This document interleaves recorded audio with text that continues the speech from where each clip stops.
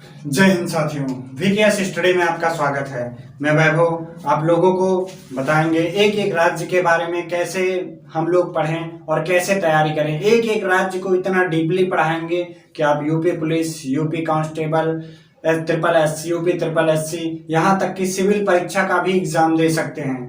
दोस्त, हर एक टॉपिक को अगर आप एक बार इसे रुक के देखना, भागना मत देखो, क्योंकि संसाधन कम है मेरे पास, लेकिन तब भी कंटेंट नंबर 1 का मिलेगा। अगर नहीं मिलता है तब आप कहना। तो दोस्त आओ हम लोग देखते हैं। सबसे पहले शुरुआत करते हैं भारत देश हमारा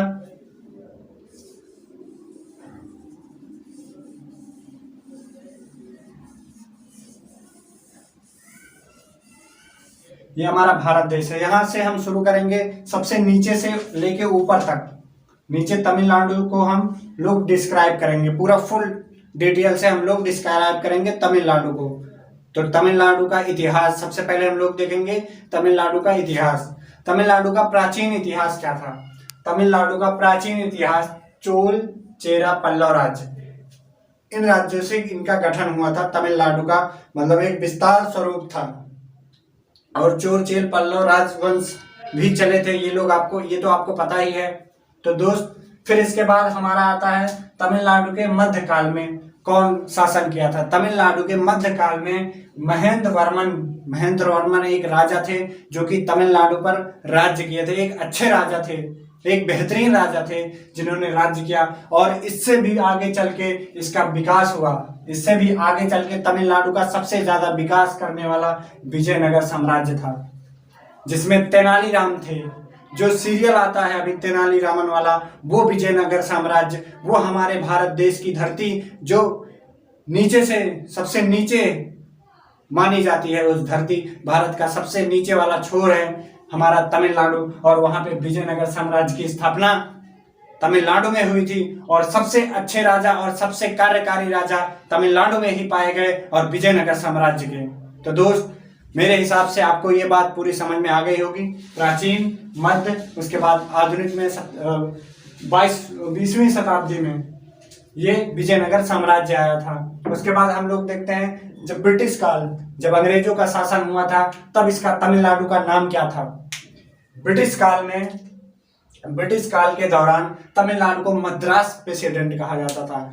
ब्रिटिश काल में तमिलनाडु को मद्रास प्रेसिडेंट, मेरे साथ बोलो क्या बोला जाता था, मद्रास प्रेसिडेंट। एक बार और, मद्रास प्रेसिडेंसी के नाम से जाना जाता था तमिलनाडु को। तो आज आपको याद हो गया।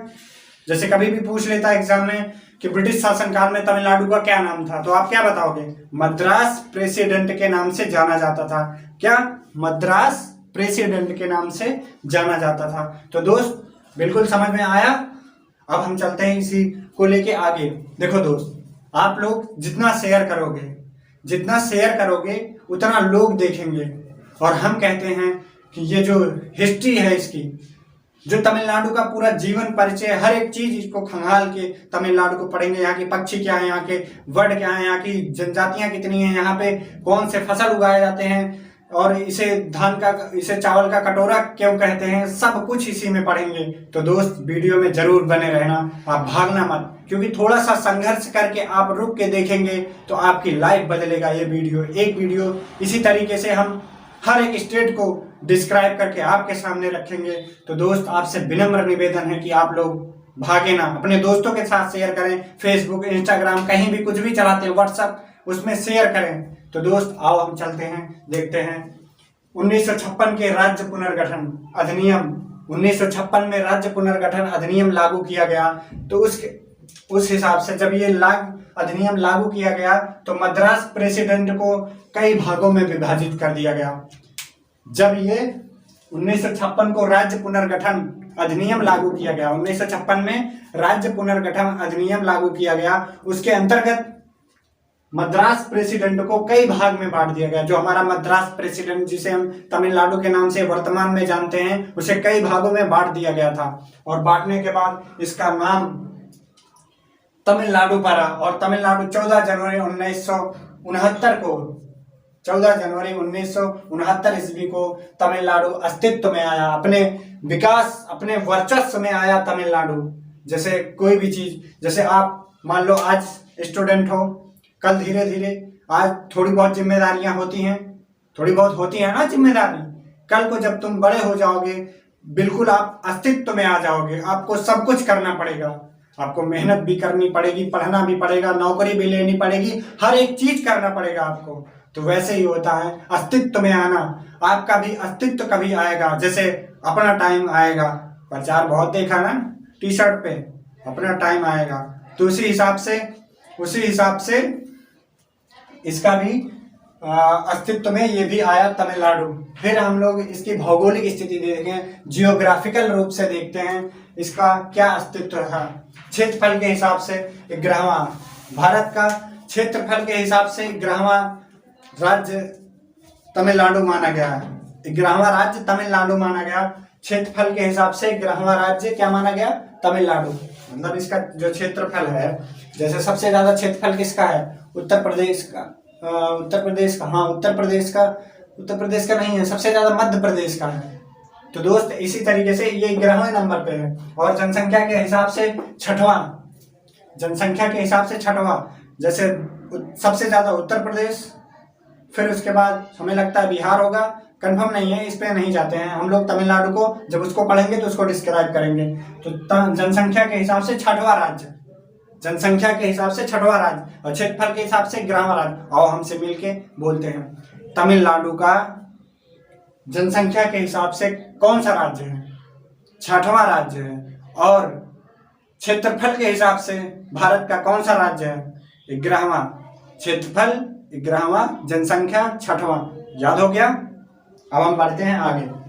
यहाँ की सबसे ऊंची पहाड़ियां, तमिलनाडु की सबसे ऊंची पहाड़ियां नीलगिरी, अन्नामलाई, ये दोनों सबसे ऊंची पहाड़ियां मानी जाती है तमिलनाडु की। तो दोस्त नीलगिरी अन्नामलाई, नीलगिरी अन्नामलाई, नीलगिरी अन्नामलाई, नीलगिरी और अन्नामलाई, ये दोनों पहाड़ियां जो तमिलनाडु की है वो सबसे ऊंची मानी जाती है, सबसे मतलब समुद्र तल से सबसे ऊंची मानी जाती है। और कांचीपुरम सबसे बड़ा राज्य का जिला है। तमिलनाडु का जो कांचीपुरम है वो सबसे बड़ा राज्य का जिला है। जो राज्य है हमारा तमिलनाडु, अगर वहां पे देखते हैं कांचीपुरम जो जिला है वो पूरे तमिलनाडु का सबसे बड़ा राज्य, सबसे विस्तार वाला राज्य है। तो दोस्त कांचीपुरम तमिलनाडु का सबसे विस्तार वाला, सबसे बड़ा और क्षेत्रफल वाला राज्य है, सबसे जिला है, इसे याद रखना। आते हैं हम उसके बाद, राज्य हो गया पूरा कंप्लीट। अब प्रमुख नदियां, वहां की क्या क्या नदियां हैं, कावेरी नदी, पलार नदी, मेयार नदी, भवानी नदी, अगर अमरावती नदी, बैगाल नदी, ये सारी प्रमुख नदियां हैं। कावेरी, पलार, मेयार, भवानी, अमरावती, बैगाल। एक बार फिर हमारे साथ बोलो, कावेरी, कावेरी नदी, पलार नदी, मेयार नदी, भवानी नदी, अमरावती नदी, बैगाल, ये सारी नदियां तमिलनाडु की प्रमुख नदियां हैं। जिसमें से सबसे लंबी नदी कावेरी नदी मानी जाती है, जिसकी लंबाई 760 किलोमीटर सबसे लंबी मानी जाती है। कितनी? 760 किलोमीटर सबसे लंबी। तो दोस्त ये नदी सबसे लंबी मानी जाती है। अभी भागिएगा मत, अभी हम लोग बात करेंगे इनकी संविधान सभा कितनी है, संविधान बैठक कितना है, कैपिटल क्या है, हर एक चीज के बारे में बताएंगे।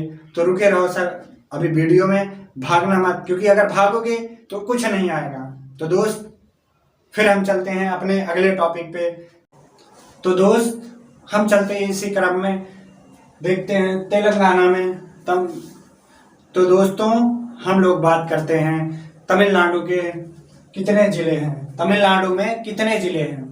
तो हम बात कर लेते हैं तमिलनाडु में कितने जिले हैं। तो 37 जिला पाया जाता है तमिलनाडु में। तमिलनाडु में 37 जिला पाया जाता है। और विधानसभा की सीट 234 सीट, विधानसभा की 234 सीट, और लोकसभा 39 सीट 39 सीट, और राज्यसभा की 18 सीटें पाई जाती हैं। और यह पहले द्विसदनीय शासन होता था तमिलनाडु में। 1886 में इसे लोकतंत्र को हटाकर एक सदनीय, द्विसदनीय लोकतंत्र जो द्विसदनीय था तमिलनाडु में, उसे हटा के एक तंत्र एक सदनीय लोकतंत्र के रूप में गठन किया गया 1886 ईस्वी में। आओ दोस्तों आगे चलते हैं। इसके राजकीय सिंबल के बारे में हम लोग जान लेते हैं। राजकीय सिंबल क्या है? तो राष्ट्रीय पशु यहाँ का क्या है? नीलगिरी। राष्ट्रीय पशु यहाँ का क्या है? नीलगिरी। और राष्ट्रीय पेड़ यहाँ का राजकीय पेड़ क्या है? पर्ल मार्च या ताड़ का पेड़।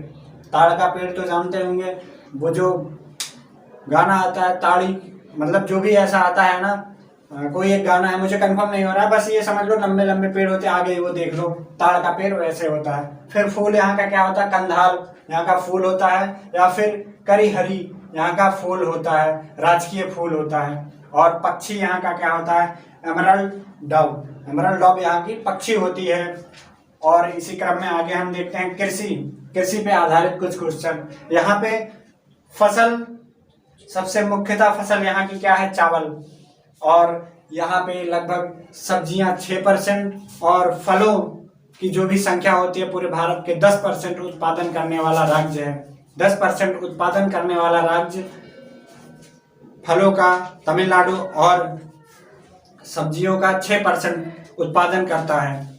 आओ देखते हैं यहाँ का लोक नृत्य क्या है? भरतनाट्यम। यहाँ का लोक नृत्य क्या है? भरतनाट्यम है। ये तो आपको कंफर्म हो गया है। मतलब यहाँ का प्रमुख जो उत्पादन सबसे ज्यादा होता है चावल का। फिर भारत में नहीं, पूरे भारत में नहीं, ये बहुत पूरे भारत में सबसे ज्यादा। फिर उसके बाद हम लोग भरतनाट्यम को देख लेते हैं। भरतनाट्यम को देख लिए, फिर आगे चलते हैं। यहाँ की जनसंख्या कितनी है? तमिलनाडु की जनसंख्या कितनी है? 7.2 करोड़। मतलब 7.2 करोड़ जनसंख्या है 2011 के मुताबिक। जो भी जनगणना हुई थी 2011 में, उसके मुताबिक 7.2 करोड़ जनसंख्या यहाँ की है। और यहाँ पे हिंदू 87.50%, 87.50% यहाँ पे हिंदू पाए जाते हैं।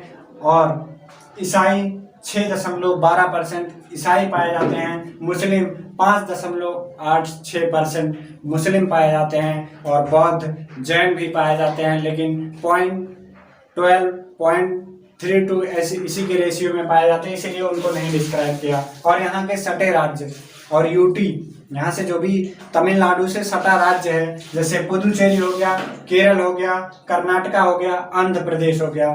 तो दोस्त आज आपको ये केरल, मतलब जो भी तमिलनाडु के बारे में बताया, ये आपको कैसा लगा कमेंट बॉक्स में जरूर बताएं। और अपने दोस्तों के साथ शेयर करना ना भूलें। अपने दोस्तों के साथ शेयर करना ना भूलें। यदि आप मेरे इस चैनल पे पहली बार देख रहे हैं तो चैनल को सब्सक्राइब करना और लाइक करना ना भूलें। जय हिंद, वंदे मातरम।